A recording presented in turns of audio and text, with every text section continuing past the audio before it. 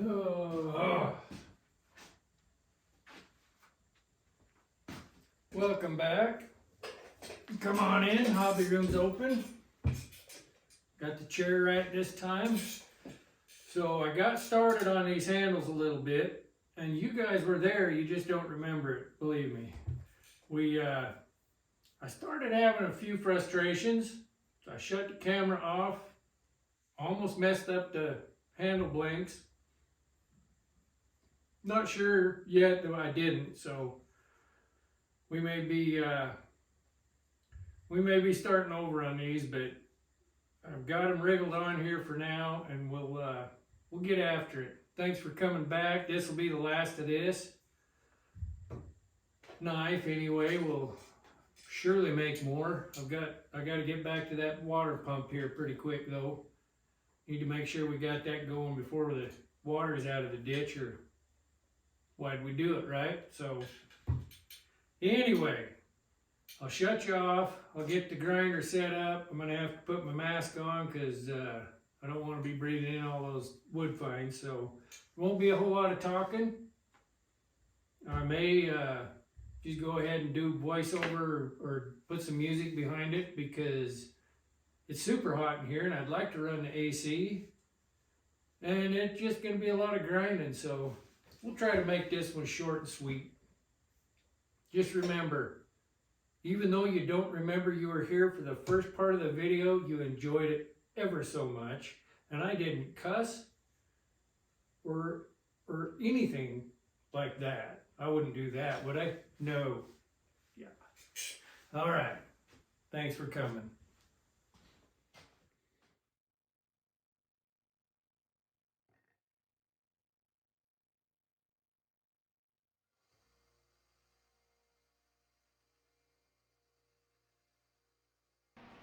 So I'm sure by now you've noticed how nice that camera angle is.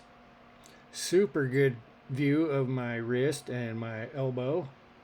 So thought I was doing something cool there, gonna get you guys a good shot, but I didn't double check it. So we just got this video a lot shorter. Thanks for hanging in there.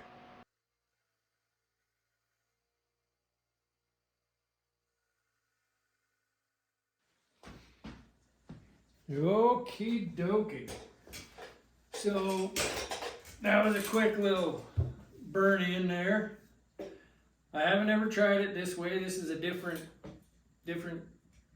order of steps, I guess you'd call it. Where I'm using these bolts, it makes things a little different when you start gluing stuff together.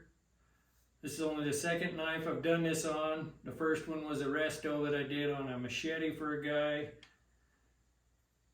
And after having done that one, I really think that getting this real rough down close, then doing our epoxy, then going in and contour and handle, okay? I really went after it with that 60 grit, and this wood was getting hot, and if you do that with epoxy, a really good chance you're gonna cook it, and then why take the time to put it on there anyway? It ruins it. So as good as these bolts are, I still like having epoxy in there just because, you know, the last thing you ever want to have happen to somebody is a handle come off or break. You know, we get the epoxy in there. I'll probably rough up the knife blank handle back here on the flats a little bit, get some more mechanical tooth there for the glue. So I'll do that. I'll take this back apart now, rough that up. I'll do the epoxy. I'll put it all back together. It'll look just like this with a bunch of tape and stuff up here to protect us from the epoxy. And then we'll go to contouring that handle. It doesn't take a whole lot. As small as these handles are, they don't take a lot of contouring. We'll thin it up some, but really, I mean, I got a pretty good hand on that now, and I don't have overly large hands, so it doesn't take a lot. We'll just take the edges off, make it more pleasing to the eye, pleasing to the feel, and One thing about this, the reason we're making this knife, it's a different style. It's smooth, torpedo-like, whatever you want to call it. The kid I'm making this for was roping. He had a calf roped. Things got crazy as they can have, or they can, they can do when you're dealing with animals, especially beef cows. Things can get crazy in a hurry. And anyway, I don't know exactly what happened. Ropes got tangled. Something bad was happening, and he had to cut his lariat. That's what this is for. He's got a knife that he intended on using for that. It's too big and bulky. The holster doesn't fit right. So Dana's gonna make him a really nice holster. It'll fit back here on his belt, out of his way. But when he's gotta reach back there and get a hold of that to cut that lariat, he's right there. It'll be a quick draw holster, basically. So hopefully it works for him. Let's get this thing contoured. We'll try to make it good for his hand. I'll get her all glued up and we'll be back. Enough rambling.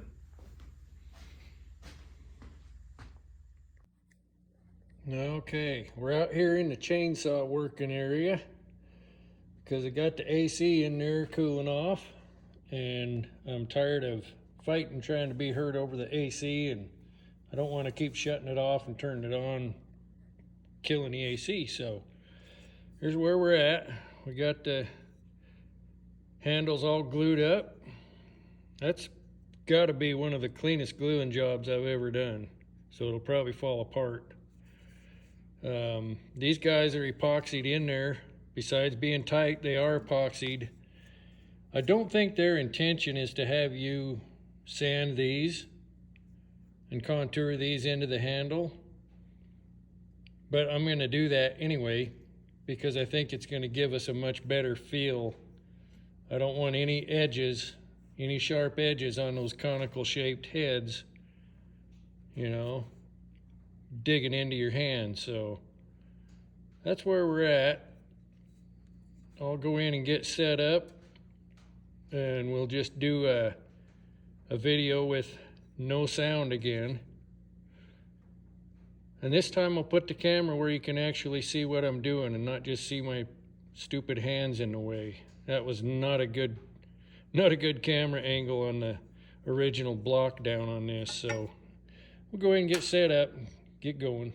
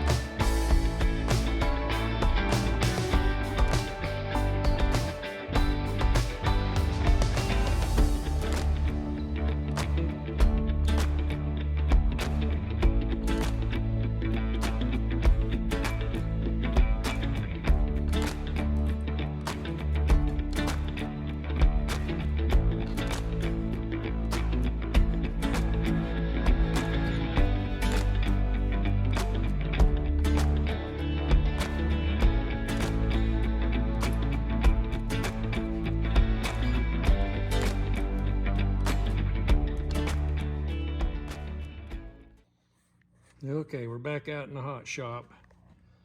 We got this turkey pretty good. You can see some scratch marks in there, but we got our our basic shape.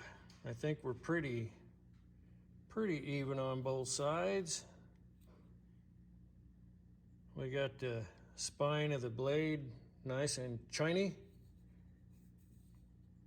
We almost got those bolts all sanded out, but functionality comes before beauty, I think. So they will be what they are, and they might shine up at the final polish here. This is stabilized wood, so once again we'll sand this down to, oh, I don't know, maybe a 400 grit by hand, and then we'll polish it. We won't put any kind of oil, no tung oil, no linseed oil, nothing. It's already there. It's impervious to water and everything else, so we'll just polish her up. We'll start the hand sanding and I'll bring you back. Okay, that's what we look like at 120. Now we'll move up. Here we are after 150. Starting to see a little more color. Then we're gonna jump to, what do we got up there? 325, I think, somewhere in there. Then we'll go to 600 and then we'll polish. I'll bring you back for the polish. Okay, we turned the AC off for this one because I want you to watch this. This is where the magic happens. So let's see here. We got, this is where we ended up at 600. Pretty good. Got a little matte finish to it. But this stuff right here, Renaissance Micro Crystalline Wax Polish, on that buffer, on the lathe, you just wait till you see this. Move you down a little bit.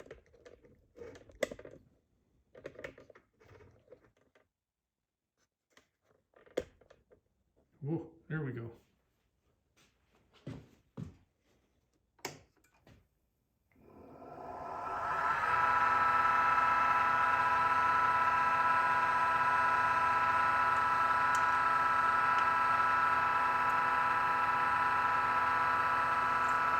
Just takes a little bit.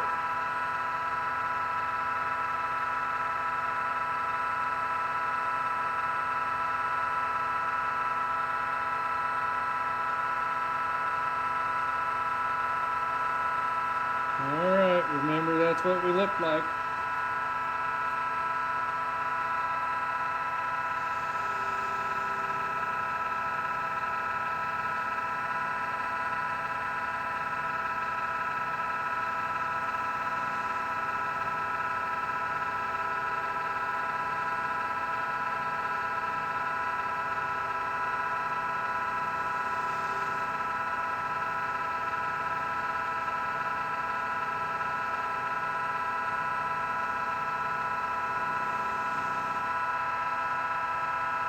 Yeah, are you kidding me?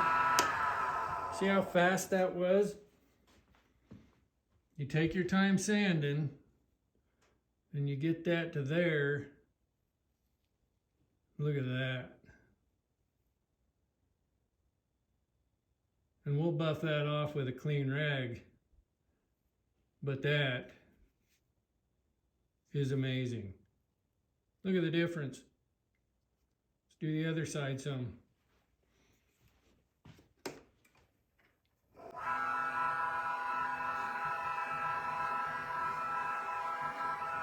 Yeah.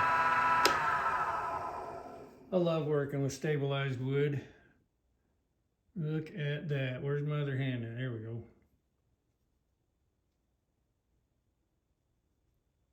And just beautiful. Just beautiful. Do these edges.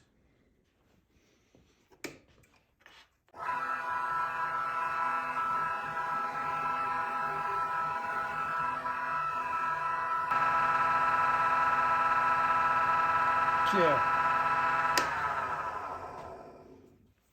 That's how you finish a knife. Handle anyway. It's beautiful. Oh, I like it. Yeah. Nice.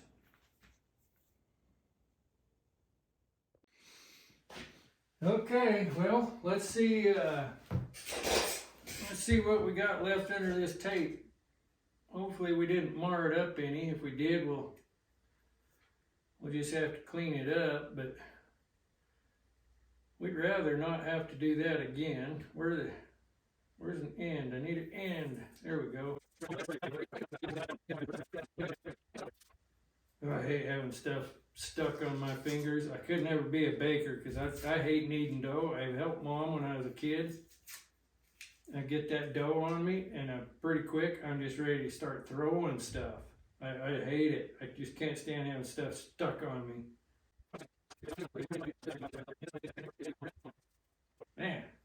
Man, never had this much trouble getting tape off a darn knife. Now I put that tape right down at the edge where these meet so that I wouldn't get glue up here on the knife, because you can really make a mess trying to get that off of there. Not too bad. Not too bad. We do have a little stuff we'll have to clean off with some acetone or alcohol, but I think for a finished product, oh wow, it's way dark over here, isn't it? Let's move over here where we got some light and you can see this turkey, because I think we did okay.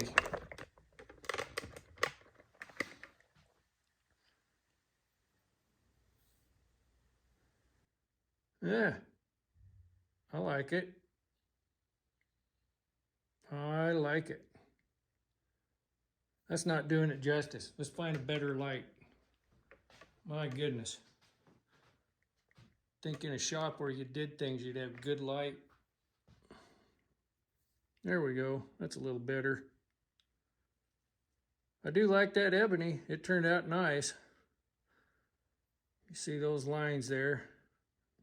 Hey, I think we got her. I do think we got her. See that little bit of flash rust there? We'll get that off there and we'll be done, ready to sharpen.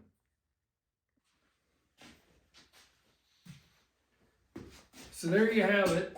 That's my little technique for building a knife, stock removal style. I think we turned out okay. I think old Trace is going to be happy with it. We had to do a good job on that handle because the kid installs hardwood floors start to finish, so he knows what wood's supposed to look like. Appreciate y'all following along. We got some new subscribers. If you guys have a minute, you need to go over and check out Landon Custom Classics. He's quite a character. He seems like a very good man. I haven't met him in person yet, but we will be soon, I'm sure.